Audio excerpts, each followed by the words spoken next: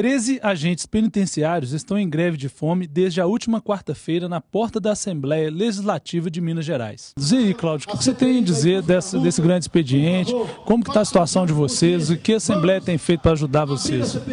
Olha, o que a Assembleia tem feito é buscado o entendimento, a conversa entre o governo, que acaba de sinalizar da seguinte forma, que o secretário Maurício Campos Júnior é inflexível, não abre espaço e não quer conversar sobre o assunto. Uma vez que eles falaram que conversa com os deputados, mas não conversa com as lideranças. A greve de fome, ela permanece, são 13 integrantes. Nós estamos até buscando agora um acompanhamento médico para ver situações desses agentes que estão já há 36 horas sem se alimentar e que estão de prontidão esperando aí o término dessa questão aí, que é o afastamento dos agentes e a demissão desses agentes que foi cruelmente afastados e demitidos. Eu queria que você falasse para a gente, você chegou aí na sua mão agora, né, um documento. E que documento que é esse? Explica para a gente aí.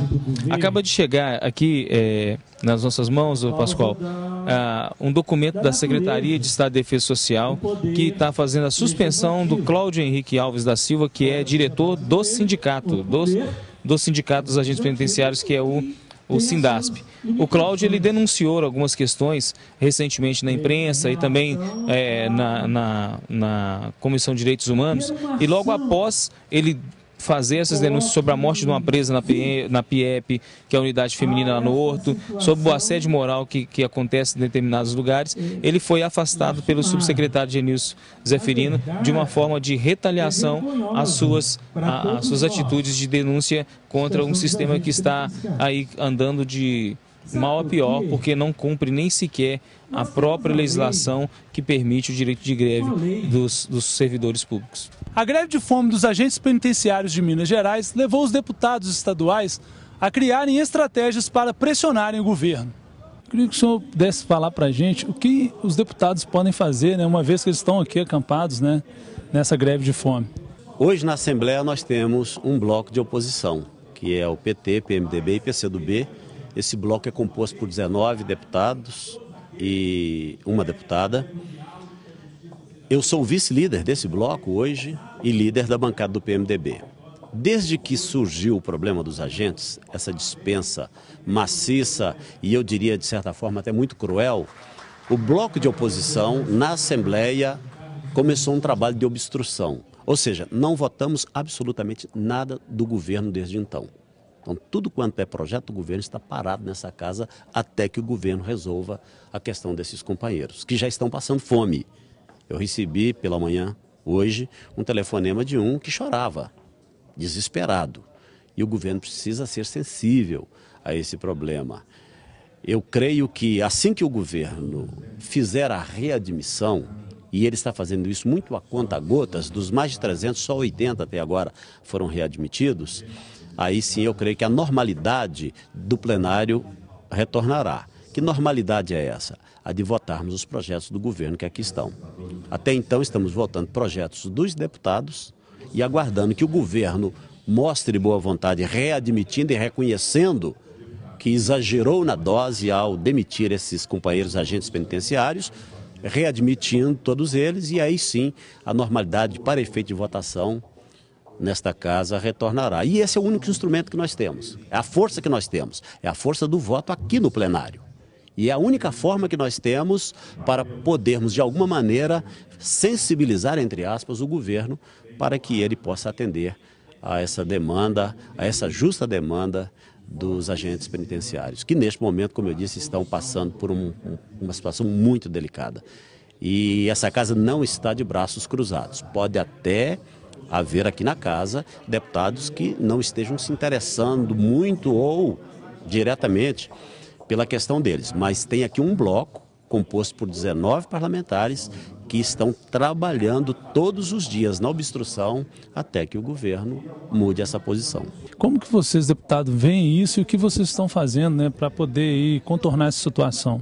Foi uma grande maldade do governo, uma grande injustiça. Ações como essa não aconteciam nem na época do regime militar, né? Contrariando totalmente a legislação, a Constituição Federal, a Constituição do Estado, mandando sumariamente 600 trabalhadores, pais de famílias, embora, servidores realmente que se treinaram, capacitaram, né? O governo gastou muito com a capacitação e o treinamento desses servidores e do dia para a noite eles, né, são jogados aí na rua. Teve uma decisão judicial dizendo que a greve era ilegal, eles acataram a decisão da justiça, voltaram imediatamente para os trabalhos e assim que chegaram nos seus postos de trabalho, infelizmente, foram impedidos de exercer suas funções. Nós estamos pressionando o governo para que o governo, né, faça justiça com esses servidores, né, que haja o devido processo administrativo, legal e não sumário, arbitrário, injusto, com arrogância, com prepotência, como foi feito pelo governo do Estado. Então a nossa briga é que eles sejam aí reintegrados imediatamente às suas funções. Eles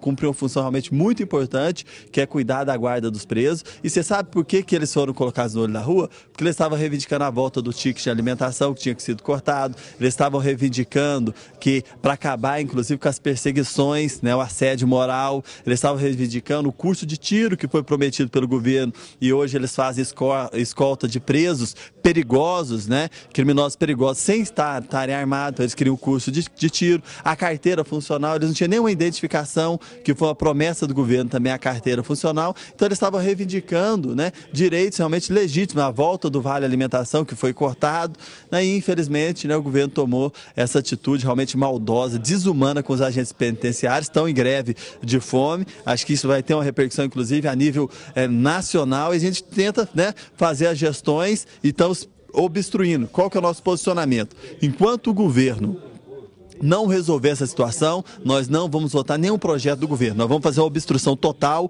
uma obstrução legal em todos os projetos, inclusive a peça orçamentária do Estado, se o governo não reintegrar imediatamente os agentes penitenciários. Então a nossa proposta é que é uma obstrução total, geral, né, em relação a todos os projetos do governo. Vamos ficar aqui Natal, Ano Novo, o que for, nós vamos ficar pressionando o governo a tomar uma medida e realmente cumprir a lei e fazer justiça com esses agentes que contribuem tanto para o desenvolvimento do Estado, cumprem suas funções e não podem ser penalizados, perseguidos como estão sendo. Deputado, eu queria que o senhor, né, como presidente da Comissão de Direitos Humanos, me falasse a respeito dessa greve que já chegou ao extremo, né, a ponto dos agentes penitenciários estarem fazendo uma greve de fome.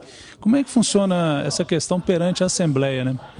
Olha, uma greve de fome é um momento de dor muito profunda, de negação total de direitos. E eu posso falar porque em 1987, eu com mais 5 sindicalistas do Sindicato dos Professores de Contagem, nós tivemos que usar essa medida extrema diante de um autoritarismo de uma administração que chegou a demitir naquele momento quase que 500 professores, 1/3 da categoria. Nós ficamos 9 dias em greve de fome. E sabemos como que isso abala psicologicamente, mas gera um desgaste também muito grande, porque aquele prefeito da época que nos forçou a entrar em greve de fome, criou uma situação de opressão tão grande, ele nunca mais foi eleito nem vereador em Contagem. Então eu acho que esse alerta aqui também para o governador Aécio Neves, porque isso não vai sair impune não. Nós temos 2 senhoras que estão em greve de fome, que têm problema de saúde, problema de taquicardia. Se uma delas falecer, nós vamos responsabilizar o governador por isso. Porque os trabalhadores, agentes penitenciários, eles retornaram ao trabalho quando saiu a decisão da justiça da ilegalidade da greve. Então eles estavam cumprindo aquilo que a Constituição expressa de forma clara como direito de livre organização sindical. E aí, só que a responsabilidade, qualquer ato que acontecer, qualquer tragédia que acontecer, esperamos que não aconteça, mas se acontecer algum óbito, a responsabilidade será do governo do Estado. Como que os deputados, né, em si, estão fazendo para pressionar mais ainda o governo, inclusive a Comissão de Direitos Humanos aqui da Assembleia? A Comissão de Direitos Humanos não tem que ser pressionada não, porque os agentes penitenciários até hoje fizeram 4 audiências públicas na Assembleia. Todas 4 foi na Comissão de Direitos Humanos. Quando o objeto estrito da questão que eles traziam, era para a Comissão de Administração Pública, para a Comissão de Segurança. O que aconteceu essa semana é que nós iríamos fazer a 5ª audiência pública, a 5ª.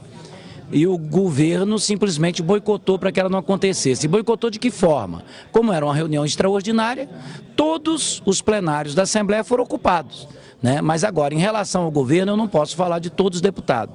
Mas o bloco PT, PMDB e PCdoB, formado por 20 deputados, tomou a decisão. Não votará nenhuma matéria do governo. Vai continuar obstruindo até que haja a readmissão de todos os agentes penitenciários. Com a posição da maioria dos deputados a favor dos agentes penitenciários, todos aguardam uma solução por parte do governo.